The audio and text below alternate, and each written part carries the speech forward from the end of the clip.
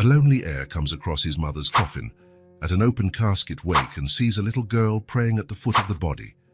But when he discovers who sent her, he's shocked.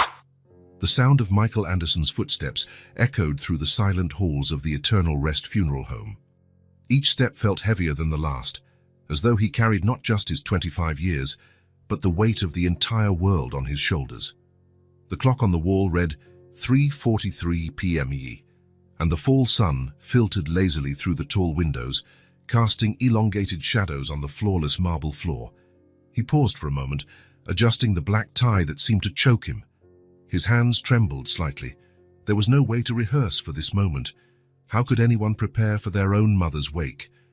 Elizabeth Anderson, 40 years old, taken by a cruel fate in the form of twisted metal on a wet highway. The soft murmur of voices led him to the main room. The cloying sweet scent of funeral flowers hit him like a wave, making his stomach churn.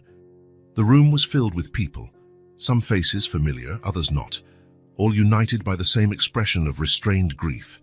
Aunts he hadn't seen in years dabbed discreet tears with lace handkerchiefs. Distant cousins whispered in corners, casting sideways glances in his direction. Elizabeth's co-workers stood in respectful silence, like statues in their dark suits and dresses. Michael walked slowly down the center aisle, feeling the weight of every stare upon him. He was the only child, the man of the family now. Each step toward the open casket was a small battle against the reality he refused to accept. Elizabeth's serene face, skillfully made up by professionals, looked like a wax mask, a cruel imitation of the vibrant woman who had been his mother. And then it happened. Amid the sea of adults dressed in black, a flash of sky blue caught his eye. A small girl, no more than 5, wearing a delicate blue dress that stood out starkly in the somber environment. Her light brown hair was gathered into 2 perfect braids, and she moved with a determination surprising for someone so young. Michael watched paralyzed as the small figure approached the casket. With a grace beyond her years, the child knelt, her little hands clasped in prayer. Her lips moved silently, forming words he couldn't hear. Time seemed to slow, each second stretching like honey dripping from a spoon. Then, with a deliberate gesture, she took something from a hidden pocket in her dress, a single white daisy, perfectly preserved. Michael felt his heart skip a beat. White daisies, Elizabeth's favorite flowers. How many times had he seen his mother in the garden, tenderly caring for her daisies, speaking to them as if they were old friends. The girl placed the flower with such care it seemed like a sacred ritual. For a moment, she remained there, motionless, a little blue statue in a sea of black. Michael felt an inexplicable urge to reach out to her, to find out who this mysterious child was, who seemed to know his mother's preferences so well. His feet began to move before his brain even processed the decision. But the moment he took the first step toward her, the girl rose with the same grace with which she had knelt. Like an ethereal spirit, she slipped among the attendees, her blue dress swallowed up by the crowd dressed in black. "Wait!" Michael wanted to shout, but the words lodged in his throat. In seconds, she was gone completely, as though she had never existed. Only the white daisy, resting delicately on Elizabeth's folded hands, proved she wasn't just a hallucination induced by grief. That was when he noticed his grandfather, William Anderson, standing by one of the room's ornate columns. At 60, William still cut an imposing figure, but something in his expression made Michael shiver. His eyes, normally sharp and alert, were clouded by a mix of emotions Michael couldn't decipher. Sadness was there, of course. He was grieving his only daughter, but there was something else, something deeper and more unsettling, like a heavy secret he was tired of bearing. Their eyes met briefly, and Michael had the disconcerting impression that his grandfather knew exactly who the mysterious girl in blue was. But before he could approach to ask, William looked away, his expression shutting down like a locked door. The white daisy remained there, a silent and accusatory presence keeping its own secrets. Michael stood beside the casket, his gaze shifting between that solitary flower and the spot where the little girl had disappeared. A certainty began to form in his mind. There was far more to this story than a simple tribute from an unknown child. The mystery of the girl in blue and her white daisy would be just the first thread in a much larger web, about to unravel and forever change what Michael thought he knew about his family. The week following the funeral passed as a hazy blur for Michael. The days dragged on in an endless succession of formalities, paperwork and condolence visits. The image of the mysterious girl in blue still haunted him, appearing in his thoughts at the most unexpected times. On the morning of the 10th day after the funeral, the doorbell rang precisely at 9 o'clock. Michael, who had barely slept, found George Williams standing on his doorstep. The family attorney looked even more formal than usual in his impeccable grey suit, his worn leather briefcase contrasting with his meticulous appearance. "Michael," George greeted him with a solemn nod, "may I come in? We have something important to discuss." Michael's home office, normally his sanctuary, felt strangely claustrophobic as George settled into the leather armchair. The lawyer cleared his throat, adjusting the gold-framed glasses on his nose before opening his briefcase. "Your mother entrusted this to me," he said, removing a cream-colored envelope sealed with red wax, "with specific instructions to give it to you 10 days after her passing." Michael eyed the envelope with a mix of apprehension and curiosity. Elizabeth's elegant handwriting was unmistakable, his name written in blue ink, each letter perfectly formed. His hands trembled slightly as he broke the seal. "I'll excuse myself," George said, rising to his feet. "The contents are personal. I'll be available whenever you need to discuss whatever is inside." Alone, Michael carefully unfolded the pages. The paper carried the gentle perfume his mother always wore, as though she were there, present in every word. "My dear Michael, if you're reading this, it means I couldn't find the courage to tell you in person what I discovered. There are truths in our family that have remained buried for far too long, secrets that have weighed on my heart like lead these past years. You have an aunt, Michael, a half-sister to be precise. Her name is Grace. She's 30, and she's the most extraordinary person I've ever met. She's your grandfather William's daughter with Sarah Matthews, who once worked in our home as a housekeeper many years ago. I found out about Grace 5 years ago, purely by chance. A fortuitous meeting at a cafe, a striking resemblance to old photos of Sarah, and then the pieces began to fit together. At first I was shocked, then furious with Dad for hiding this from us for so long. But the anger gave way to curiosity, and curiosity led me to the most profound connection I've ever experienced. Grace is a pediatric nurse, Michael. She has a huge heart and a strength that leaves me speechless. She has a daughter, Emma, your cousin. She's an adorable 5-year-old you're sure to love as soon as you meet her. I'm not telling you this because of inheritance or money. God knows Grace never asked for any of that. I'm telling you because they are family, our family, and because I promised myself I wouldn't let this secret die with me the way it nearly died with Sarah." Michael had to stop reading, tears blurring his vision. The girl at the wake, Emma. It was all starting to make sense. He took several deep breaths before continuing. "Over the last 5 years, I've spent as much time as possible with them. Discreet get-togethers, hidden lunches, stolen moments that became the most precious of my life. Grace taught me about forgiveness in a way I never thought possible. Emma, well, she stole my heart from the very first smile. I know this is a lot to process. My son, I know you must be wondering why I kept this a secret for so long. The truth is I was afraid. Afraid of the family's reaction. Afraid of hurting Grace by exposing her before she was ready. Afraid of losing the precious connection we'd built so carefully. But now I need you to be strong. I need you to do what I couldn't. Bring them into the light. Unite our family. Protect them, Michael. They will need you. In my office, in the second drawer of my desk, there's a journal. It has everything. How I found Grace, our journey together, the struggles and the joys. Read it, understand, and then, when you're ready, look for them. With all my love, 37. Mom. Michael remained motionless for several minutes after finishing the letter, the pages trembling slightly in his hands. The morning sun had shifted, creating new patterns of light on the carpet by the time he finally stood up. The walk to Elizabeth's office felt endless. The house was silent, except for the ticking of the old grandfather clock, a sound his mother had always found irritating, yet refused to silence.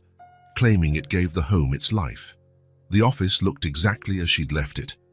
Books meticulously arranged on mahogany shelves, the old typewriter in its place of honor, framed photographs capturing moments of joy, moments that now felt like they belonged to another life. The second drawer of the desk opened with a soft creak. The journal was there, bound in dark blue leather, its pages yellowed at the edges. Michael recognized it. He'd often seen his mother writing in it on Sunday afternoons, always with a cup of tea beside her. He sat in her chair, it still held her scent, and opened the journal with reverence. March 15th, 2019. Today I saw a ghost. Not a real ghost, of course, but something just as unsettling. I was at Margot's cafe when I saw her, a young woman not more than 30 with the same eyes as Sarah Matthews, the same gentle smile, the same tilt of the head when she's deep in thought. At first, I thought I was imagining it, that exhaustion was making me see similarities where none existed. But then she laughed, and it was like stepping back in time. Sarah Matthews, our housekeeper for so many years, the woman who practically raised me after my mother died. Sarah, who disappeared so abruptly when I was 15, leaving only a note of apology and a void that was never truly filled. I followed the young woman discreetly. Found out she works at St. Mary's Hospital as a nurse. Her name is Grace Matthews. My God, could it be?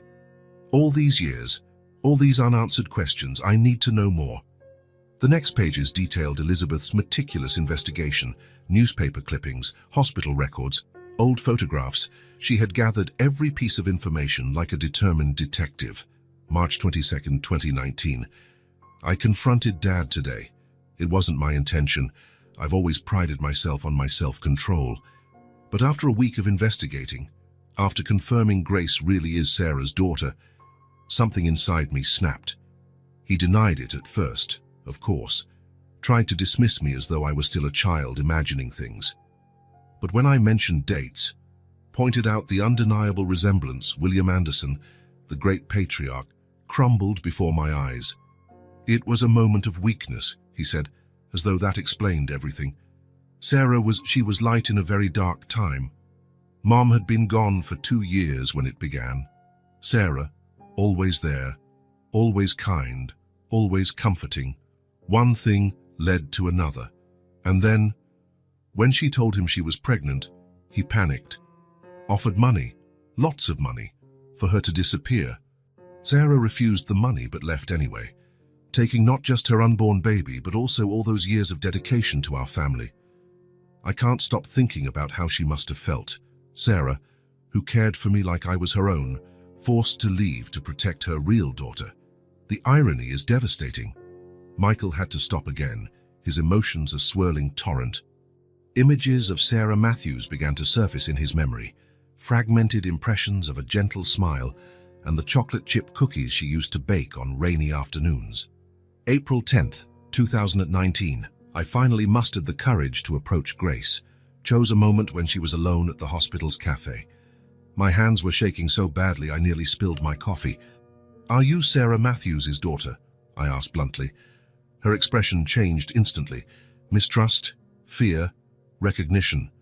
"Who are you?" she asked, her voice steady despite the visible tremor in her hands.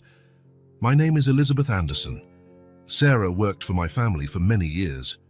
The silence that followed seemed to hold the weight of 3 decades of secrets. Grace studied me with those eyes, Sarah's eyes, before saying quietly, "She talked about you a lot. We talked for hours." Grace told me about her childhood, difficult but happy. Sarah worked 2 jobs to support them, never accepting a cent from William. She always taught Grace to be proud of who she was, to never feel lesser because of her background. Mom never badmouthed him, Grace told me, and there was a dignity in her words that took my breath away. She said some people aren't ready for a certain kind of love, and that was sadder for them than it was for us. When we said goodbye, both of us had tears in our eyes. Grace has a daughter, Emma, 5 years old, born with a heart condition that requires constant care. Sarah died 6 months ago, a sudden aneurysm. There was no time for goodbyes. I have a sister, a niece, a family I knew nothing about until now, and a new purpose, to do whatever it takes to bring them back into our lives. The journal went on, page after page of secret encounters, shared moments, small victories, and constant fears of discovery. Elizabeth documented everything: the first words she exchanged with Emma, the hidden lunches, the deep conversations with Grace about life, loss, and forgiveness. Michael closed the journal, his mind a whirlwind of emotions. The little girl in blue at the wake, Emma, her presence now carried an even heavier weight. She wasn't just a mysterious child paying her respects, she was his cousin, saying goodbye to the aunt who had become a second mother over the past 5 years. The sun was setting by the time he rose from the chair, the journal clutched in his hands. Elizabeth's final words echoed in his mind: "Unite our family. Protect them." Now he understood the enigmatic look on his grandfather's face at the wake. It wasn't just sadness in his eyes. It was guilt, regret, and perhaps, at long last, the desire for redemption. Michael knew what he had to do. His mother's legacy, Elizabeth's last wish, was crystal clear. It was time to bring Grace and Emma into the light, to right 3 decades of secrets and silence. Time to finish what Elizabeth had started. The discovery of the journal had left Michael emotionally spent, yet something kept him from leaving Elizabeth's office. His gaze roamed the familiar space, seeing it now through a new lens. Every object, every detail seemed to hold potential secrets. His mother had always been meticulous. If she'd kept a secret journal, what else might be hidden? His feet carried him instinctively to the office closet.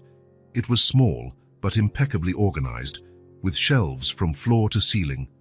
Elizabeth stored her most important files there, arranged in folders labeled with her precise handwriting. Michael knew this closet well, or at least he thought he did. That was when he noticed something out of place. One of the baseboards was slightly loose, almost imperceptible unless you looked very closely. Kneeling down, Michael pressed gently on the wood, feeling it give under his fingers. Carefully, he removed the board, revealing a hidden compartment. There, shielded from dust and time, lay an old shoebox, carefully preserved. His heart raced when he recognized the faded logo. It was from his mother's favorite store, where she used to buy the elegant shoes she loved. With trembling hands, Michael pulled the box out of its hiding place. Sitting on the closet floor, he removed the lid. The first item made his breath catch: a photograph. Elizabeth and Emma were in the kitchen, both covered in flour, laughing as they made what looked like cupcakes. His mother's face radiated a joy he hadn't seen in years. Emma, in her tiny apron, had the same radiant smile he had glimpsed briefly at the wake. One by one, the photos told the story of a parallel life his mother had built over the past 5 years. There were pictures of discreet afternoon coffees, Elizabeth and Grace sitting close, heads tilted in intimate conversation. One showed a small birthday celebration, a single candle on a cupcake, Emma blowing it out with determination while Elizabeth and Grace applauded. Among the more recent photos, an older sepia-toned picture caught his eye. A young woman smiled at the camera, wearing a simple yet elegant uniform, Sarah Matthews. Michael recognized her instantly, the same gentle smile he saw in Grace in the newer photos, the same graceful tilt of the head. This picture had likely been taken in the mansion's gardens more than 30 years ago. Beneath the photographs lay a collection of notes and cards, written in a child's uneven and adorable handwriting. "For my special aunt," read one, decorated with colorful hearts and hand-drawn flowers. "Thank you for the chocolate cupcakes. You make the best in the world. Love, Emma." Another note had a small pressed daisy folded inside. "I picked this at school because I know you love daisies. Love you, Aunt Liz." Small gifts, carefully preserved, told the story of a relationship built in stolen moments. A handmade beaded bracelet, a framed drawing of 3 stick figures labeled "Me, Mommy, and Aunt Liz." A tiny ceramic angel inscribed with "For my guardian angel" on the base. Michael found an envelope containing receipts for gifts, children's books, art supplies, small toys, all sent discreetly to an address he didn't recognize. His mother had documented every interaction, every shared moment, as though she feared these precious pieces of her life might one day be lost. At the bottom of the box, he found a small album dedicated entirely to Emma. Photos captured her growth, her first day of school, ballet recitals, moments at the park.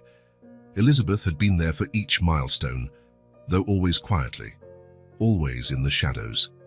The last photo in the album made his heart tighten. It was recent, probably taken just a few weeks before the accident. Elizabeth, Grace, and Emma were sitting on a park bench, the sunset painting the sky behind them in shades of pink and gold. They weren't posing. Someone had caught a spontaneous moment of shared laughter. On the back of the photo, in Elizabeth's handwriting, were the simple words, "My complete family." Sitting there on the closet floor, surrounded by evidence of a secret life his mother had led in the margins of the one he knew, Michael was overwhelmed by understanding.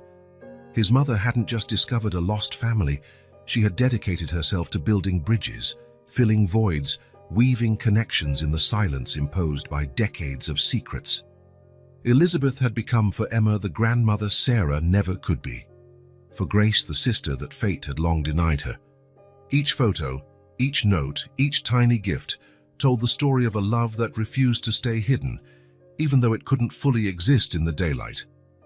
Michael thought about all those Sundays when his mother mentioned having important commitments, the afternoons she disappeared to take care of matters, the mysterious smiles that sometimes lit her face when she checked her phone. She had balanced two lives with grace and determination, bearing the weight of secrets not out of shame or fear, but out of love and protection. Gently, he began returning each item to the box, treating each object as the sacred relic it was. These weren't just memories, they were pieces of a puzzle his mother had started to assemble, a legacy of love now left to him to continue. The last of the daylight faded when Michael finally closed the box and placed it back in its hiding spot. His heart felt heavy with his newly acquired knowledge, but also strangely light. Amid the pain of loss, he had found a purpose to carry on his mother's work, to bring into the open what she had so lovingly nurtured in secret for so long. The hidden memories in Elizabeth's closet were not just recollections of a secret past. They were a map pointing to the future, a path she had begun to clear and now trusted her son to finish. Michael knew he couldn't let the fear and prejudices that had kept his family divided continue to cast Grace and Emma into the shadows. It was time to honor his mother's final wish, to reunite the pieces of this fractured family and finally bring to light what love had long since made true. St. Mary's Hospital stood tall against the morning sky, its windows reflecting the light of the rising sun. Michael remained in his car for several minutes, his hands gripping the steering wheel so tightly his knuckles whitened. In the passenger seat, Elizabeth's journal and some of the photos he'd found in the hidden box seemed to burn with their significance. After a sleepless night going over the journal's contents, he knew Grace would be working the morning shift in the pediatric ward. Elizabeth had documented her half-sister's schedule meticulously, always arranging their casual meetings with surgical precision. "You can do this," he muttered to himself, finally opening the car door. The cool morning air hit him like a slap, helping to clear his thoughts. Wearing a navy blue suit, the same one he'd worn at the wake, Michael walked across the parking lot and into the main entrance. The reception area was bustling, typical for a hospital in the morning. An elderly lady gave him a gentle smile as she waited in line for information. When it was finally his turn, Michael hesitated momentarily. "Good morning, I'm looking for Nurse Grace Matthews," he said, his voice steadier than he'd expected. The receptionist typed something into her computer. "She's on the 4th floor, pediatric wing. May I ask what this is regarding?" "It's personal." "I'm Michael Anderson, Elizabeth Anderson's son." Something about the name made the receptionist look at him more closely. "Oh," was all she said, then handed him a visitor's badge. The elevator ride felt agonizingly slow. Michael watched as the floor numbers lit up one by one, his heart pounding harder with each passing level. When the doors finally opened on the 4th floor, he was greeted by a completely different world. The walls were decorated with colorful artwork and cheerful murals of animals.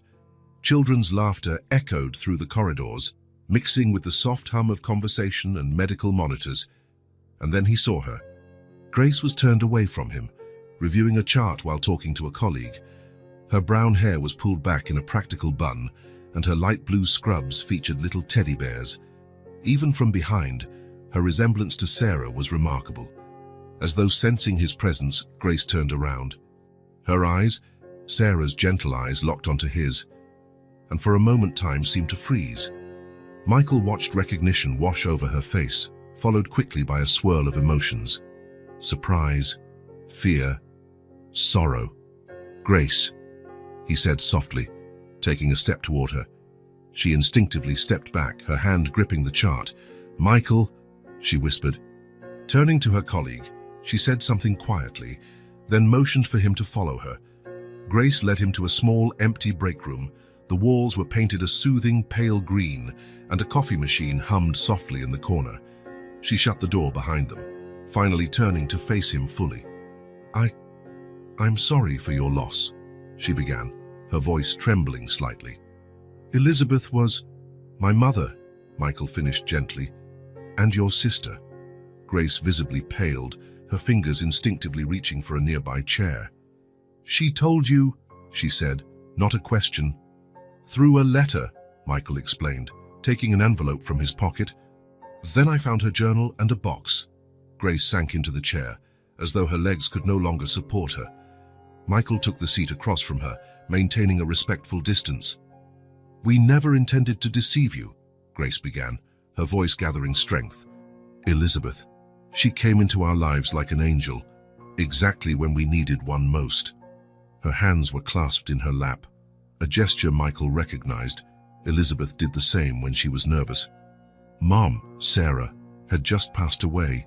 It was so sudden, an aneurysm. One moment she was fine, and the next, her voice broke. Emma had just been diagnosed with her heart condition, Grace went on, her voice thick with emotion. "I was lost, completely lost. Then one day, Elizabeth showed up here in this very hospital. She recognized me, said I was the spitting image of my mother." Michael watched as Grace stood up and walked to the window. The morning light softened her features, highlighting her resemblance to the old photo of Sarah. "At first I was scared," Grace continued. "Sarah always protected us from the Andersons, never wanted us tangled in, well, your world. But Elizabeth was different. She had your mom's eyes, you know. Not physically, but the same look of kindness, of understanding." Grace turned back to face him, unshed tears glistening in her eyes. "She didn't offer money, never tried to buy our silence or affection. She was just there. She'd show up with coffee when I had a night shift, bring books for Emma, listen to my stories about Mom for hours. When she learned about Emma's condition," Grace continued, her tone softening at the mention of her daughter, "Elizabeth moved mountains behind the scenes. We never asked, never even knew at first, but she made sure Emma got access to the best specialists, the most advanced treatments, always discreet, always respectful of our privacy and dignity." Michael thought of the photos he had found, afternoons filled with baking and laughter. "Emma seems like an extraordinary kid," he said gently. A genuine smile lit Grace's face for the first time. "She is strong like Sarah, stubborn like—" She paused. "Like William, I guess. Elizabeth adored her. They had a special bond from day one." "It was her at the wake, wasn't it?" Michael asked, though he already knew the answer. "In the blue dress, holding the daisy?" Grace nodded, tears finally escaping. "Elizabeth loved daisies. Emma always picked some at school for her. When we heard about the accident, Emma insisted on going to the funeral. I tried to argue it might be risky, that it would raise questions, but she wouldn't back down. 'Aunt Liz needs her special flower,' she said." Michael felt his own tears begin to fall. "It must have been so hard for you both, not being able to mourn openly." "It was like losing Mom all over again," Grace admitted, voice thick with emotion. "Sarah taught us about dignity, about holding our heads high even in the worst times. But Elizabeth, she taught us about family, about how love can exist in the shadows and still be deep and real." She walked to her purse, pulling out a creased photo. "This is the last picture we took together," she said, handing it to Michael. It was different from those he'd found in the hidden box. Elizabeth, Grace, and Emma at a picnic, all three laughing at something off camera. Sarah always said forgiveness is a gift we give ourselves, Grace went on, sitting again. She never resented William, never taught me to hate the Andersons. Some people aren't ready for a certain kind of love, she'd say. It's sadder for them than for us. Michael studied the photo in his hands, taking in the genuine joy on the three faces. My mother left a letter, he said eventually. She wanted me to find you, to bring our family into the light. Grace tensed again. Michael, I'm not sure if... I'm not here to force anything, he interjected gently. I'm here because I want to meet my aunt and my cousin. I want to understand this part of my mother's life she kept hidden for so long. I want to honor the legacy of love she built. A moment of silence stretched between them, broken only by the distant hum of the coffee machine and the muffled sounds of the hospital beyond the door. Emma asks about her every day, Grace said finally, her voice barely above a whisper. She doesn't fully understand. How could she? Elizabeth was her special aunt, the one who showed up with magical stories and hugs that made everything better. Elizabeth mentioned in her journal that Emma's condition was diagnosed right after Sarah passed, Michael said softly. Grace nodded, wiping tears from her face. It was like a perfect storm. Mum was gone so suddenly, then, 2 weeks later, Emma's diagnosis. I could barely process my grief before facing a new battle. She stood up again, unable to remain still, an anxious energy coursing through her. Doctors talked about complex surgeries, experimental treatments, astronomical costs. I am a nurse, so I understood enough to grasp the seriousness but not enough to feel in control. Then, like a miracle, Elizabeth appeared. She never mentioned helping with the treatments, Michael observed. Grace smiled sadly. No, she wouldn't. Elizabeth had a unique way of helping, always behind the scenes, always respecting our independence. It was only after a few months that I started noticing little miracles, appointments with specialists that usually took months to schedule, access to experimental treatments, even some hospital bills that mysteriously vanished. Michael could easily imagine his mother orchestrating all of that, using her influence and resources discreetly, always keeping Grace and Emma at the center of their own story. Sarah taught us about dignity, Grace continued, her voice stronger when she spoke of her mother. She worked as a maid by day and a waitress by night to give me a decent education. She never accepted a cent from William, never let our situation define who we were. We're rich in love, she'd say, and that's the only wealth that matters. Her words echoed Elizabeth's journal entries, those notes about Sarah's extraordinary strength and how it now lived on in Grace. Elizabeth understood that, Grace went on. She never tried to rescue us or treat us like a charity case.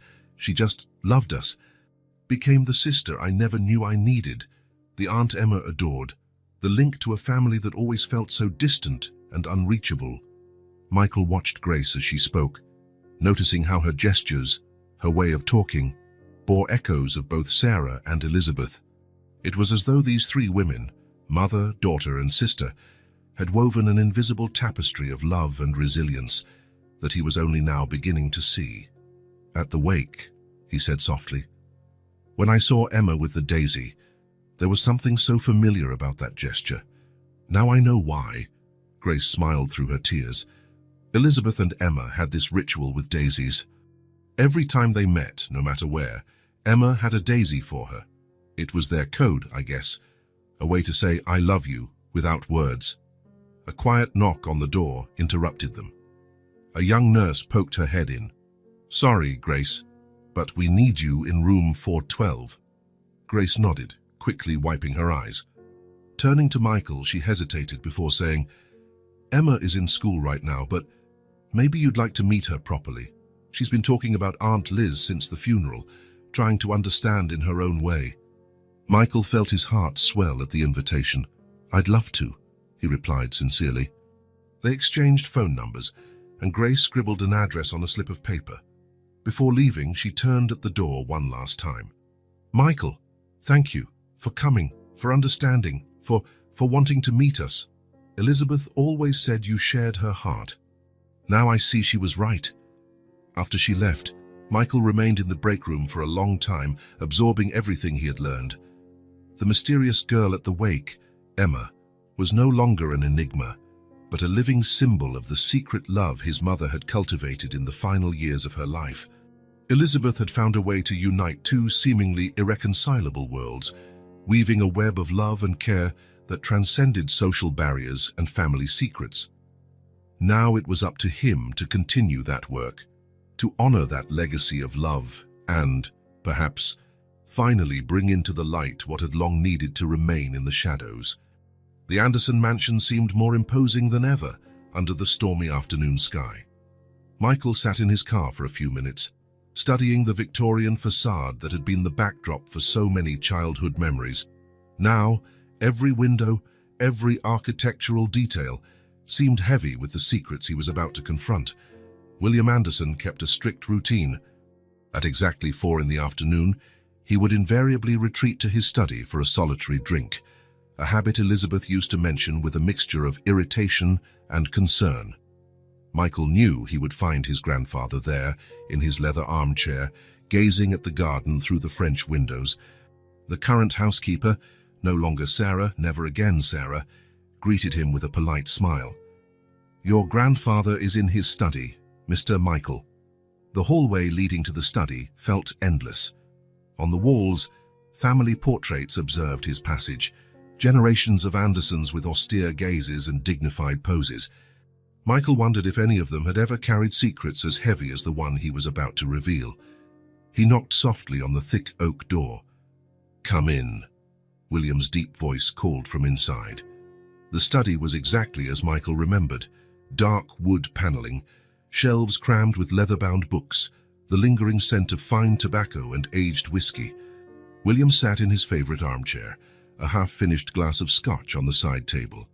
"Michael," his grandfather greeted him, though the smile never reached his eyes. "What a pleasant surprise." "We need to talk, Grandpa," Michael said, closing the door behind him. He noticed how William's hands tightened slightly on the chair, an almost imperceptible sign of tension. Of course. Care for a drink?" "No, thanks." Michael stayed on his feet, hands in his pockets where he clutched Sarah's photo he'd found in Elizabeth's box. "I'd like to talk about Sarah Matthews." The effect was immediate.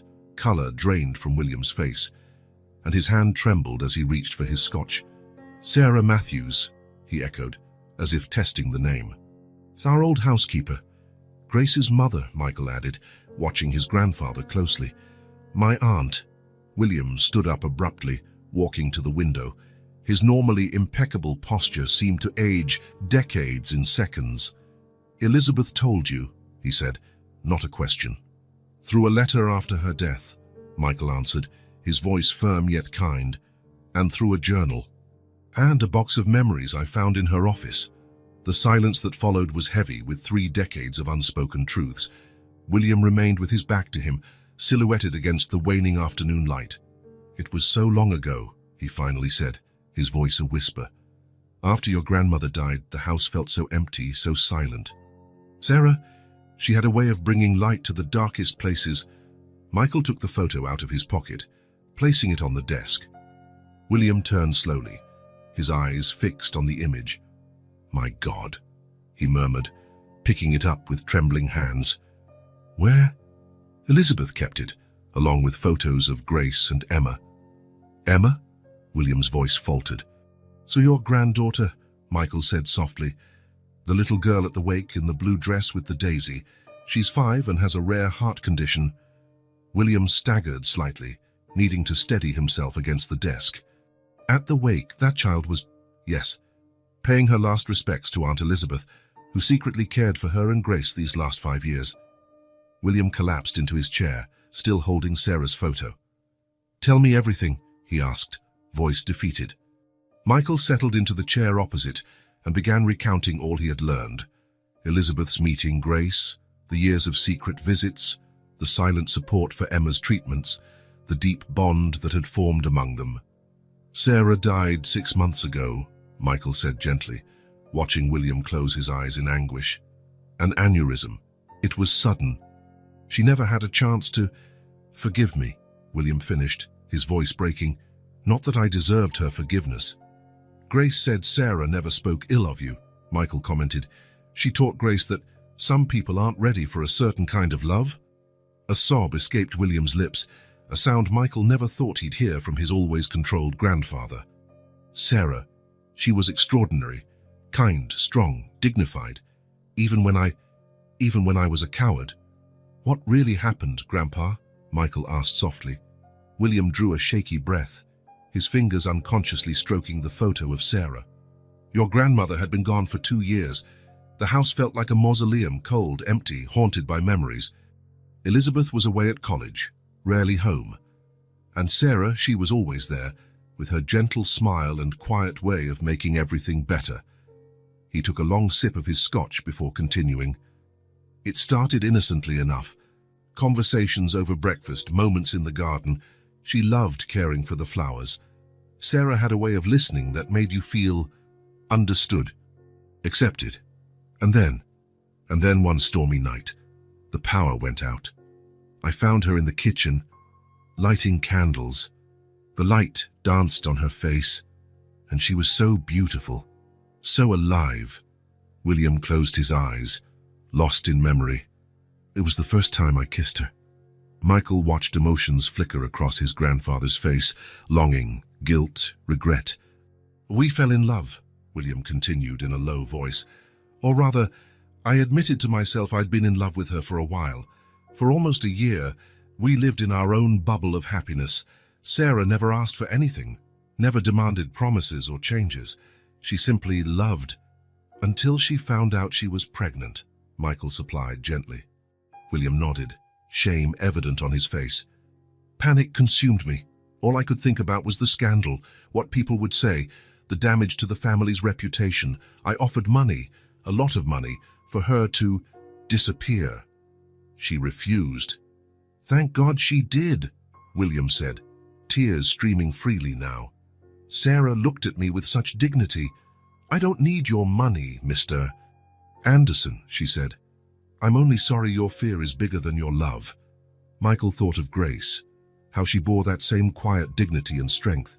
She left the next morning, William continued, left only a note. Some people aren't ready for a certain kind of love. Our love for both of us. I never saw her again. And you never searched for her or Grace. William shook his head, remorse evident in every line of his face. Cowardly, I convinced myself it was better this way, that they were better off without the complication I represented. I buried myself in work, tried to forget, but you don't forget a love like that, do you? He looked again at the photo of Sarah, and now she's gone. Without my asking forgiveness, without my saying, I never stopped loving her. And Grace, my daughter, raised without a father because I was too weak to face my own fears. And Emma, Michael added gently. Your granddaughter, fighting a heart condition without ever knowing she has a grandfather who could... My God, William interrupted, his voice cracking. A heart condition? Which kind? How serious? Michael shared what he knew about Emma's condition, about how Elizabeth had quietly facilitated treatments and consultations. William listened intently, asking occasional questions about procedures and specialists. Elizabeth, William murmured, my Elizabeth, doing what I should have done, caring for them, loving them openly, without fear. It's not too late, Grandpa, Michael said softly. Grace and Emma are here. We can fix this. William stood up, walking to an old cigar box on his desk.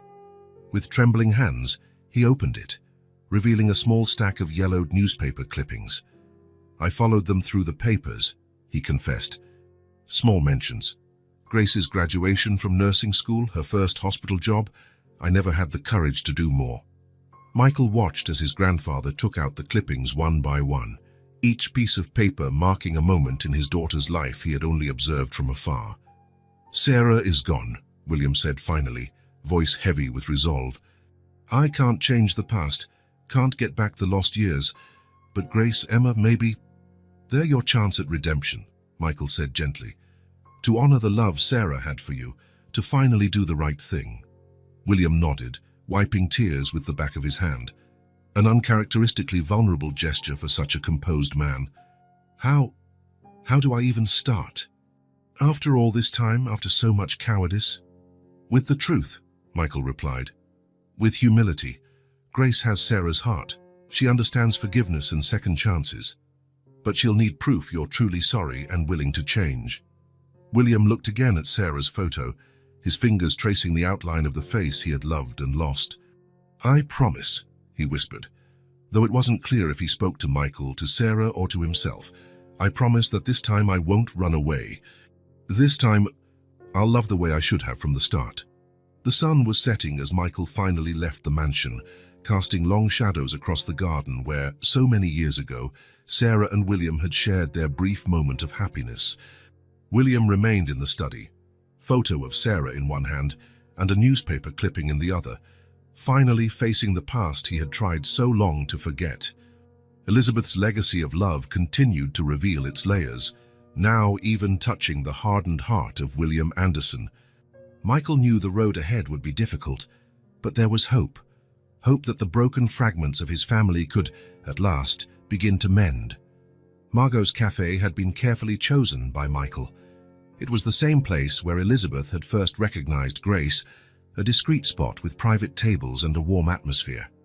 That Saturday morning, the place was calm, with only a few scattered patrons enjoying their coffees. Michael arrived first, securing the most secluded table at the back. William showed up 15 minutes later, paler than usual in his impeccable suit, a small box wrapped in delicate blue paper, trembling in his hands. She confirmed she's coming, William asked, his voice betraying his anxiety. Michael nodded. Grace said she'd come, and she's bringing Emma. For a moment, William's face lit up before fear settled in. Do I deserve to meet them? Before Michael could respond, the cafe door swung open. Grace walked in, holding Emma's hand tightly. The little girl wore a blue dress, different from the one at the wake but equally charming, and her braids were accented with small white ribbons. Time seemed to freeze when Grace saw William. Her posture stiffened, and for a second, Michael feared she might turn around and leave. But then Emma tugged at her hand, pointing at the pastries in the display case, breaking the tense moment. Mr. Anderson, Grace greeted him formally once they reached the table, her voice controlled. Grace, William responded, standing up. His hands twitched uncertainly, as if he wanted to offer a handshake but then thought better of it. Thank you for coming. Emma looked curiously from one adult to the other, sensing the tension but not fully understanding it. Are you Aunt Liz's dad? She asked suddenly, surprising everyone. William swallowed hard before answering, Yes, I am. And you must be Emma. The girl smiled, a grin painfully reminiscent of Sarah. Mommy said you knew Grandma Sarah. Grace closed her eyes for a moment, as though the child's innocent question had physically struck her. William had to steady himself against the table. Yes, he managed. I knew your Grandma Sarah very well. They all sat, an uncomfortable silence hovering until the waitress came to take their orders. Emma wanted hot chocolate with marshmallows, making Grace smile a little. Elizabeth always ordered that for her. I brought something, William said once the waitress had left, sliding the blue box toward Emma. If your mother allows. Grace hesitated for a moment, then nodded. Emma unwrapped the present eagerly, revealing a delicate photo album. They're old photos, William explained softly, from when your Grandma Sarah worked in our home. Grace's first tears fell as she and Emma flipped through the album. There was Sarah, young and radiant, tending the garden, setting the table for tea, smiling for the camera in little everyday moments. Mommy had that same smile, Emma said, touching one of the photos reverently. Yes, she did, William agreed, his voice choked. Grace has that same smile too. Grace raised her eyes from the album, finally looking directly at William for the first time. Why? She asked simply, years of unanswered questions packed into that single word. Because I was a coward, William replied with brutal honesty. Because I let the fear of what others might think be stronger than the love I felt for your mother. There's no excuse for that. Only deep regret and a desire to fix at least a fraction of what I broke, if you'll let me. Emma, engrossed in the photographs, didn't notice the weight of the conversation above her head. Look, Mommy, Grandma Sarah is making cookies in this one. Grace smiled through tears. She made the best chocolate chip cookies in the world. She always said she learned the recipe in the Anderson kitchen. On rainy afternoons, William added softly. She turned grey days into magical moments with those cookies. Mom raised me alone, Grace said, her voice steady despite the tears. Worked 2, sometimes 3 jobs, but she always had the energy to tell me bedtime stories, to bake cookies on weekends, to teach me that dignity can't be bought. William hung his head, shame etched into his features. Sarah was extraordinary, and I threw away the chance to spend my life with her, to watch you grow, to be the father you deserved. She never let me feel your absence, Grace continued. She filled every role, mother, father, friend, teacher, on her own. And when she got sick, her voice faltered. It was so quick, she whispered. One day she was fine, the next. I didn't even get a proper goodbye. Sensing her mother's sadness, Emma put the album aside and hugged Grace. Don't cry, Mommy. Grandma Sarah is with Aunt Liz now, watching over us from the sky. The child's innocent remark hit them all with full force.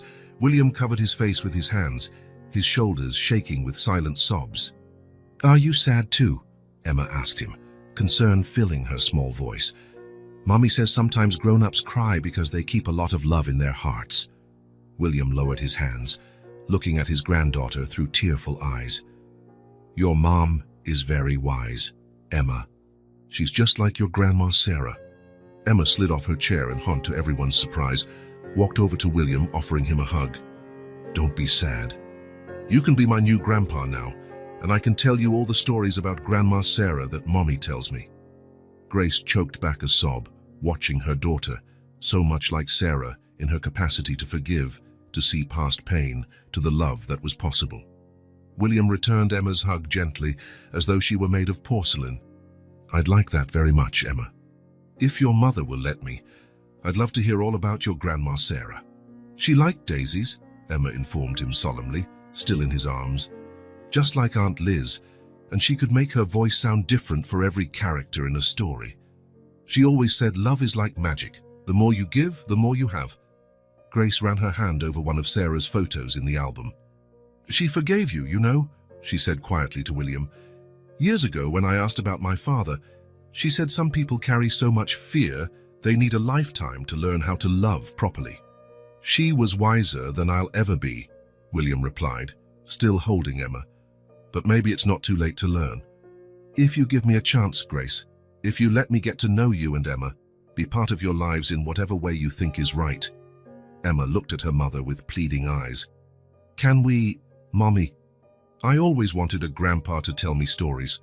Grace looked at her daughter, so innocent, so open to love, and then at William, seeing for the first time not the man who abandoned her mother, but a man broken by his own fear, seeking redemption. Sarah taught us about forgiveness, she said finally, and Elizabeth showed us family can take many different forms. Maybe we can try one step at a time. Emma's smile lit up the entire cafe, and even Grace couldn't help a small smile as her daughter began immediately sharing stories with William about her collection of picture books, about how Sarah used to make different voices for each character, about how she was sure Grandma Sarah and Aunt Liz were making cookies in heaven together. Michael watched the scene with a full heart. There, in the cafe where Elizabeth had first recognized Grace, a new chapter was being written in the Anderson family story. It wasn't a happy ending. There was still much healing to do, many wounds to mend. But it was a beginning, and sometimes, as Sarah used to say, that's all love needs. The call came at 3:17 a.m. Michael woke to the shrill ring of his phone, Grace's name lighting up the screen like an omen. Emma? Grace's voice was tight with panic. She's not doing well, Michael. We're headed to the hospital. 15 minutes later, Michael burst through the doors of St. Mary's emergency department. He found Grace in the hallway, still in her pajamas under her coat, her face white as a sheet. Doctors and nurses moved around a small figure on a gurney, Emma, looking even tinier and more fragile than usual, hooked up to monitors that beeped ominously. What happened? Michael asked, catching Grace by the shoulders as she staggered. She woke up short of breath, Grace explained mechanically. her eyes glued to the door through which Emma had been wheeled. "I thought it was just another normal episode, but then she started turning blue and—" Her voice trailed off, and Michael held her as she trembled. "Mom would know what to do," Grace whispered against his shoulder. "She always did." The sound of hurried footsteps echoed down the corridor. William Anderson appeared like a storm, still adjusting his tie. "Where is she? How is she?" Grace pulled away from Michael's embrace, straightening automatically. The nurse in her took control. "They're running tests. Dr. Stevens is with her now." "Stevens?" William frowned. "No, we need Dr. Harrison. He's the best pediatric cardiologist in the country." "Dr. Harrison is at a conference in Boston," Grace said wearily. "Dr. Stevens knows Emma's case. He's perfectly capable." "I'll make some calls," William declared, already grabbing his phone. "Harrison can be here in a few hours if—" "Dad," Michael intervened gently, the word making William pause in his tracks. "Let the doctors do their job first. Emma is in good hands." Time crawled in the hospital corridor. Grace alternated between moments of calm professionalism, consulting the medical team in terms Michael barely understood, and moments of crushing vulnerability, when being a mother eclipsed being a nurse. William paced back and forth, making the occasional phone call in hushed tones, his expression growing tenser with each passing hour. Michael noticed how his grandfather sometimes hovered near Grace, as if wanting to offer comfort, but not knowing how. "Mom did the same thing," Grace said suddenly, breaking a long silence. "Pacing like that when she was worried?" William stopped mid-step. She used to wring her hands too," he asked hesitantly. "When she was nervous?" A small, sad smile appeared on Grace's face. "Yes, and she'd hum softly, the same lullaby every time." "Somewhere over the rainbow," William murmured. "She used to sing it to Elizabeth when she was little." "She sang it to me too," Grace replied softly, "and then to Emma." Her words were cut short by Dr. Stevens' arrival. Everyone stood instantly. "Emma is stable," the doctor said, and Grace released a shaky sigh of relief. "But the tests show we need to do the surgery sooner than planned." "Surgery?" William stepped forward, instinctively placing himself beside Grace. Dr. Stevens explained the technical details of the procedure, Grace nodding at intervals, her hand unconsciously resting on William's arm. "When?" she finally asked. "Ideally tomorrow morning," the doctor replied. "The sooner the better." "Do it," Grace interrupted firmly, "whatever it takes." "I'll make all the arrangements," Dr. Stevens assured, turning to leave. The silence that followed was heavy with unspoken fears. Michael watched as Grace seemed to shrink suddenly, looking younger and more vulnerable. "Can I see her?" William asked hesitantly. Grace nodded. "She'll like that. She's been asking about you." The small figure in the hospital bed looked tinier against the stark white sheets. Tubes and monitors surrounded Emma, but her face lit up with a tired smile when she saw the visitors. "Grandpa will," she mumbled sleepily, extending a little hand that William held as though it might break. "I'm here, sweetheart," he replied, his voice hoarse. "We're going to take care of you." "Tell me a story about Grandma Sarah?" Emma asked, her eyes already heavy with sleep. William glanced at Grace, who nodded slightly. "Well," he began, sitting on the edge of the bed, "your Grandma Sarah had a magical garden. It was full of white daisies, which she said were fallen stars." Michael watched from the doorway as William recounted the tale, Grace sitting on the other side of the bed, their hands joined over Emma's blanket. In that moment, the barriers of the past seemed temporarily erased, united by their love for the small girl in the hospital bed. The hours leading up to the surgery passed like years. Grace refused to leave Emma's side, except when forced by hospital staff. William used all his influence to ensure every detail was perfect, every needed specialist available. On the morning of the surgery, as they waited for Emma to be taken to the operating room, Grace finally broke down. "I wish Mom were here," she sobbed in Michael's arms. "She always knew what to say, how to make everything feel okay." "She is here," William said softly, surprising them both. "In your smile, in the strength you're showing, in the love you have for Emma. Sarah lives on in you, Grace. She'd be so proud of the woman you've become." Grace looked at her father with tear-filled eyes, for the first time seeing a man who, despite his mistakes, had truly loved Sarah. "Emma has her eyes," Grace whispered. "Sometimes, when she smiles, it's like seeing Mom all over again." "And the same strength," William added. "The same knack for making everyone around her fall in love with her instantly." Michael observed the moment of shared understanding between father and daughter, united by their love for Sarah and Emma, by their fear of losing yet another person they loved. When the doctors came to take Emma for surgery, the little family huddled in a makeshift embrace. Grace kissed her daughter's forehead. William gripped her tiny hand one last time, and Michael offered a silent prayer, asking Elizabeth and Sarah to watch over their little warrior. Now all they could do was wait, and wait together. The private waiting room had become a silent battlefield. Robert and Anne Anderson had arrived minutes after hearing about Emma's surgery, not out of concern for a niece they didn't know existed, but at William's urgent request. The silence that followed the revelation was deafening. "This is absurd," Robert said first, his voice icy. "A housekeeper?" "Really, Father?" Anne remained seated, stiff in her grey suit, her eyes fixed on Grace as though she were a personal affront to their mother's memory. "Did Elizabeth know?" Anne asked at last, her voice trembling. "This whole time, my own sister." "Elizabeth didn't just know," Michael intervened firmly. "She actively sought Grace and Emma out, built a relationship with them, loved them as family because that's what they are." "Family," Robert let out a bitter laugh. "A bastard child and her sick kid. That's what you call family." "Robert," William thundered, rising from his seat, "you will not speak about my daughter and granddaughter that way." The silence that fell was absolute. Grace, who had been quiet until then, finally spoke. "My mother always said that character isn't measured by titles or possessions." Her voice was soft yet firm. "She worked as a housekeeper by day and a waitress by night to put me through school. She never accepted a cent beyond her salary, never asked for anything, never used my existence as leverage." She stood slowly, years of quiet dignity emanating from every motion. Sarah Matthews was an extraordinary woman. She raised a daughter alone, worked honestly, and still found the strength to teach me about love and forgiveness. You know what she said whenever I asked about my father. "Some people carry so much fear they forget how to love. We should pity them, not hate them."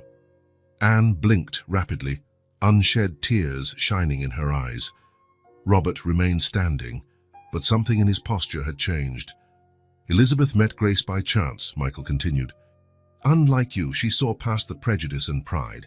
She saw a sister who deserved to be loved, a niece who needed an aunt. She built bridges while you build walls." "What about inheritance?" Robert spat. "Isn't that what you want? A share of the Anderson fortune?" Grace went pale as though slapped. "My daughter is in surgery at this very moment." Her voice shook with contained emotion. "A surgery I'm paying for with my nurse's salary. I've never asked the Andersons for anything, never wanted anything except recognition of my mother's existence as a worthy human being." William stepped forward, standing beside Grace. "Sarah deserved far more than mere respect," he said. "She deserved my open love, my protection, my support, and I failed her. I failed because of fear, cowardice, and worry about appearances and reputation. I won't fail Grace and Emma. Not anymore." "You've lost your mind," Robert accused. This woman shows up out of nowhere with a convenient story about some old housekeeper. And you—" "I have proof," Michael interrupted, taking Elizabeth's journal and the memory box from his bag. "Photos, letters, documents, but most importantly, Elizabeth's own account. Our Elizabeth, who spent her final years fixing the family's mistake in turning its back on Grace and Sarah." Anne picked up one of the photos with trembling hands. A young Sarah, smiling in the Anderson garden. "I remember her," she whispered. "She made cookies on rainy afternoons. She always had a gentle smile, a kind word. She kept that kindness until the end," Grace said softly. "Even when the aneurysm took her so suddenly, her last gesture was a smile.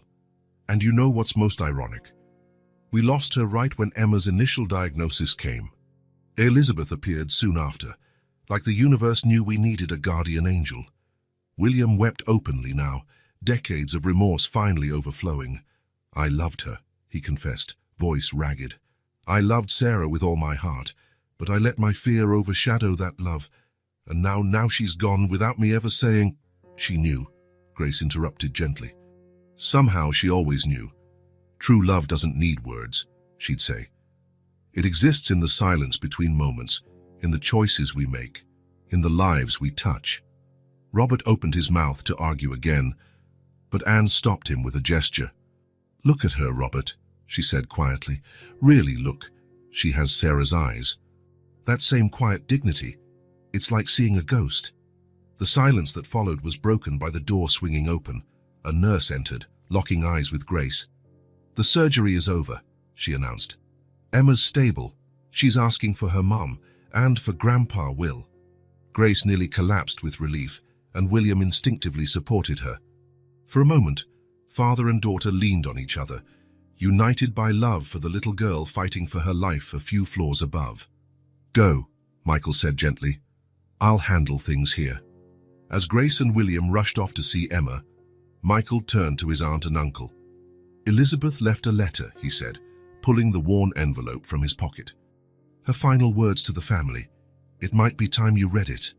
Anne took the letter with trembling fingers, Robert reading over her shoulder. Elizabeth's words, written with so much love and hope, filled the room's silence. "Family is more than blood," Anne read aloud, tears rolling freely down her face. "It's choice, it's love, it's forgiveness. Grace and Emma are ours. Sarah was ours. Our only sin was denying it for so long." Robert moved away, walking to the window. His rigid posture began to crumble. "Liz was always the best of us," he murmured. "The bravest, the most compassionate. We can still honor her memory," Michael said softly. "We can still make the right choice. Grace doesn't want your money or your status. She wants what Sarah always wanted: dignity, respect, and the chance for her daughter to know her family." Anne stood abruptly. "I want to see my niece," she declared. "I want to meet the little girl Elizabeth loved so much." Robert remained silent for a long moment, then nodded slowly. "Elizabeth would never have done anything to hurt this family," he said at last. "If she trusted them, if she loved them." Michael watched his aunt and uncle head to the pediatric ICU, where Emma was recovering. Elizabeth's legacy of love continued its work, breaking down barriers, healing old wounds, uniting what had been broken. Somewhere, he imagined, Elizabeth and Sarah were smiling. The Anderson Mansion's library was as quiet as a cathedral. Late afternoon light filtered through the stained glass windows, painting colorful patterns on the Persian rug where generations of Andersons had walked. William had called a full family meeting, something that hadn't happened since Elizabeth's funeral. Michael observed his grandfather standing by the fireplace, one hand resting on the marble mantel. Grace sat in an armchair nearby, Emma asleep in her lap, still recovering from surgery. Robert and Anne occupied the sofa, their faces tense but no longer openly hostile. George Williams, the family lawyer, quietly arranged some documents on the mahogany table. "Thank you all for coming," William began, his voice steady despite the emotion in his eyes. "Recent events, significant ones, have forced me to face mistakes I made long ago." He approached Grace, stopping beside her chair. "This is my daughter," he announced, placing a gentle hand on her shoulder. "Grace Matthews Anderson, daughter of Sarah Matthews, a woman I loved deeply and with whom I failed terribly." Robert shifted uncomfortably in his seat but remained silent. Anne's gaze was fixed on Emma, sleeping in Grace's lap. "And this," William continued, his voice softening as he looked at his granddaughter, "is Emma, my granddaughter, whom we nearly lost this week. A child who inherited not only Sarah's beauty, but also her extraordinary strength." George Williams cleared his throat politely, handing William several documents. William accepted them with steady hands. "I spent the morning with my attorneys," he announced, "revising my will and other legal documents. Grace will be officially recognized as my daughter, with all the rights and privileges that entails. Emma will be included as my legitimate granddaughter." "Father!" Robert shot to his feet. "You can't be serious!" "I've never been more serious in my life," William replied calmly. "For 30 years, I let fear and pride keep me from doing what was right. I lost Sarah without ever asking her forgiveness. I lost the chance to watch Grace grow up. I nearly lost Emma before she ever knew she had a grandfather. I refuse to lose anything else because I'm worried about what people might say." Grace went pale, adjusting Emma in her arms. "William, I never asked for this. I never wanted." "I know," he interrupted gently. "And that's exactly why I need to do it. Sarah raised you with such dignity, such character. You've never sought money or status. But this is your right, Grace. Emma's right." Anne stood slowly, walking over to the window. "Elizabeth knew," she said quietly. "All this time, she knew and tried to fix things in her own way." "Elizabeth was braver than all of us put together," William agreed. "She saw beyond prejudice, beyond appearances. She saw a family where we only saw scandal." George Williams stepped forward with another set of documents. "These papers are ready," he informed them. "We just need the signatures." Robert watched the scene with a mixture of disbelief and resignation. "This will cause a massive scandal," he muttered. "Let it," William said firmly. "I've lost too much already worrying about scandals." Emma stirred in Grace's lap, her eyes fluttering open sleepily. "Grandpa will," she murmured. William's face lit up in a smile that transformed his features. "I'm here, sweetheart." "Tell me another story about Grandma Sarah." Emotion filled the room. Anne covered her mouth with one hand, tears streaming down her cheeks. Even Robert looked shaken by the child's innocent request. "Of course," William managed, his voice rough with emotion. "How about the one where your Grandma Sarah turned rainy days into magical adventures with her special cookies?" Grace watched them interact, silent tears tracking down her face. Michael stepped closer, placing a supportive hand on her shoulder. "Ms. Matthews, pardon, Ms. Anderson," George Williams interrupted gently. "We'll need your signature on a few papers." Grace looked down at the documents, then at William, who nodded encouragingly. With trembling hands, she signed where indicated, officially accepting her place in the Anderson family. "There's one more thing," William said, pulling a small velvet box from his pocket. Inside was a ring bearing the family crest. "It belonged to your mother. Sarah wore it on a chain, hidden under her clothes. I found it among her belongings after she left. I never had the courage to do anything with it. Now it belongs to you." Grace took the ring reverently, recognizing it instantly. "I remember her touching something at her neck when she was deep in thought," she said softly. "I never knew what it was." "She never stopped loving you," Grace went on after a moment, looking at William. "Even after everything. True love forgives," she always said. "Even when it can't forget." William knelt beside Grace's chair, bringing himself level with her eyes. "I don't deserve your forgiveness or Sarah's, but I promise, for the rest of my days, I'll try to be the father you deserved and the grandfather Emma deserves." Emma, now more awake, watched the scene with a child's curiosity. "Why is everyone crying?" she asked innocently. Anne let out a choked laugh. "Sometimes, sweet girl, when your heart is very full of love, it spills out through your eyes." Robert, who had remained silent, finally stepped forward. "If Elizabeth trusted you," he said slowly, "if she saw in you what we're seeing now, then maybe I was wrong to judge so quickly." Grace regarded him with the same gentle eyes as Sarah. "Mom always said family is like a garden. It needs time, patience, and plenty of love to grow." William smiled through his tears. "Sarah and her garden metaphors," he said fondly. "She turned everything into poetry." The sun began to set, casting golden shadows through the stained glass windows. In that ancient library, watched over by portraits of past Anderson generations, a new chapter in the family's story was being written. It wasn't a happy ending. There was still much to heal, much to rebuild, but it was a beginning, a gesture of redemption that would echo through future generations. Emma, curled in her mother's arms, yawned and nestled closer. In her sleep, she smiled, the same gentle smile Sarah had, the same one that had won William's heart so many years before, the same one that now, through Grace, was helping mend old wounds and build new bridges.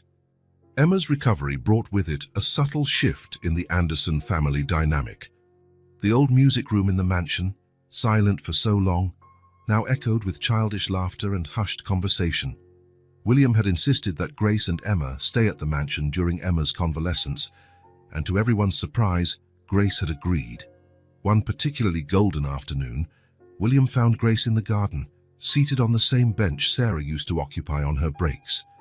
Emma was nearby, looking healthier by the day, surrounded by white daisies William had specially planted for her.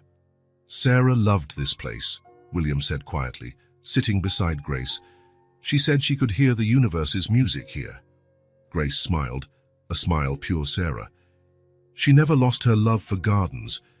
Our little house had the prettiest yard on the street, even though it was tiny. A piece of heaven on earth, she'd call it. Tell me more, William requested, his voice barely above a whisper. Please. Grace pulled a worn notebook from her bag, its pages yellowed with age. I found her journal after she was gone. I never had the courage to read it on my own. William gazed at the notebook as though it were sacred. Emma, sensing something important was happening, quietly approached and settled at her mother's feet. Dear Diary, Grace began reading, her voice trembling slightly. Today, William smiled at me in the garden. Not the polite smile of an employer to a housekeeper, but a real smile that reached his eyes. For a moment, all social barriers faded, and we were just two people sharing the beauty of a blooming garden. Sarah's words filled the afternoon, bringing her back to life through her gentle observations and silent wisdom. William wept openly now, each line reminding him of the love he had let slip away. In the kitchen, Michael was getting dinner ready. Anne had arrived early to help, her initial resistance to Grace melting away more each day. Even Robert, still reserved, had accepted the invitation. Elizabeth would love this, Anne remarked, placing flowers in a vase, white daisies, of course. She was always the one who tried hardest to keep the family together. Dinner was served in the old dining room, where portraits of generations of Andersons looked down on the unusual scene unfolding. Emma had insisted on sitting between William and Grace, her innocent presence smoothing any lingering tensions. Remember, Michael began, raising his glass, those Sunday dinners Elizabeth used to organize. She always said that family is built around a table. And those cookies Sarah made, Anne added softly, surprising everyone, on rainy afternoons. The smell filled the whole house. Grace smiled, tears shining in her eyes. She never lost her touch, even at the end. Her cookies were magic. Emma and I used to bake them with her every Sunday. I still have the recipe, Emma announced proudly. Grandma Sarah taught me before she went to live with the angels. William cleared his throat, visibly moved. Maybe we can bake them together one day in her memory, Emma beamed. Can I wear her special apron? Mommy saved it. She saved a lot of things, Grace said, placing Sarah's journal on the table, including stories we all need to hear. Over the next few hours, between plates of food and glasses of wine, Sarah's journal was shared. Her words wove a tapestry of love, loss, dignity, and hope. Through those pages, the family discovered a Sarah few had truly known, a woman of deep wisdom and unconditional love. I can't teach Grace to hate, Grace read from one especially poignant entry. Hate is too heavy a burden for a heart to carry. So I teach her dignity, love that persists even when it's not returned, forgiveness that frees the forgiver most of all. Robert Hand, who'd been mostly silent, finally spoke. Elizabeth was right, he said quietly, about everything, about you. Mom always said Elizabeth was an angel in disguise, Emma commented, rubbing sleep from her eyes. Now she's a real angel with Grandma Sarah. Anne let out a soft sob, and even Robert seemed moved. William took Emma's small hand in his, placing his other hand over Grace's. Sarah and Elizabeth, he said, his voice thick with emotion. Two extraordinary women who showed us the true meaning of family. Through their love, even after they're gone, we're finally becoming the family we should have been. Michael observed the scene with a full heart. Elizabeth's final wish was coming true, not through legal documents or formal announcements, but through these shared moments, these exchanged stories, this love finally allowed to flourish. Grace turned another page of Sarah's journal. She wrote something here, she said softly, just before the end. True love is like a daisy, simple, resilient, able to bloom in the unlikeliest places. It doesn't need luxury or status to grow. only a little light and the determination to persist. Emma, fighting off sleep, mumbled, "Is that why Aunt Liz loved daisies too?" "Yes, sweetheart," Grace answered, gently stroking her daughter's hair. "That's why we'll keep planting daisies, to remember Sarah and Elizabeth's love, the love that brought us all here tonight." The evening wore on with more stories and memories, more bridges built between past and present. When Emma finally fell asleep in William's arms, her small body trusting and at ease, there wasn't a dry eye at the table. The Anderson family was changing, growing, healing, not through grand gestures or dramatic declarations, but through these quiet moments of connection, these shared stories, this love that, like Sarah's daisies, found the strength to bloom even in the most improbable places. The Anderson mansion's garden had never looked lovelier. 6 months of careful attention had transformed it into a sea of white daisies, their petals dancing in the gentle autumn breeze. White chairs, arranged in a semicircle, created an intimate setting, while silk ribbons fluttered among the century-old trees. Michael stood by the garden entrance, watching the guests arrive. They were few, only those closest to the family, personally invited, but each presence carried its own weight. Robert and Anne had arrived early, helping with final details in a way that would have made Elizabeth smile. In Elizabeth's old room, now a welcoming space for Grace and Emma, William Anderson adjusted his tie for what felt like the 10th time, his hands trembling slightly. "It's perfect, Dad," Grace said softly. The word Dad still new on her lips, but sounding more natural each day. William turned, eyes welling up at the sight of Grace in her pale blue dress, the same shade Sarah used to favor. Emma, a smaller reflection of her mother, spun in her own dress, white daisies woven into her braids. "You both look beautiful," he managed, voice unsteady. Sarah would be so proud." "She is," Emma declared, with the unshakable certainty of childhood.